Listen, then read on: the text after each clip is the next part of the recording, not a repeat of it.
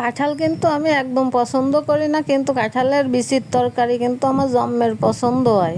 Hello বন্ধুরা, আসসালামু আলাইকুম। আপনাদের সবাইকে স্বাগতম লুবনার সংসার পেজে। আজকে আমি কাঁঠালের বিচি, ডাল আর ডাঁটা দিয়ে তরকারি রান্না করব, সেই স্বাদ কিন্তু। এভাবে আমার আম্মু ছোটবেলায় রান্না করে দিত, আমার কাছে অনেক মজা লাগতো। প্রথমে আমি কাঁঠালের বিচিটা ছুইলে তারপরে সেদ্ধ করে রাইখে দিছি। এবার এই যে কড়াইতে সরিষার তেল দিয়ে পেঁয়াজ কুচি দিয়ে ভাজতে থাকলাম। যে সময় আমার পেঁয়াজগুলো সুন্দর মতো ভাজা হয়ে যাবে, এর ভিতর এবার মশলা দিয়ে দিলাম। শূন্য জাল, রসুন, জিরে সব বাটার মশলা দিয়ে তারপর মশলাটা সুন্দর মতো কষাই নিলাম।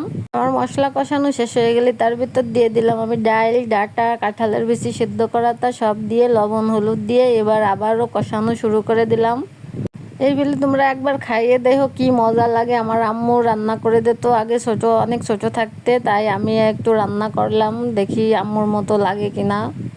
এতো আমি অনেকক্ষণ ধরে সুন্দর মতো কষালাম যাতে মশলাটা ঢুকে যায়। এবার আমি পানি দিয়ে দেবো, একবার যতটুক পানি দেবো দিয়ে তারপরে টানায় নামাই ফেলবো।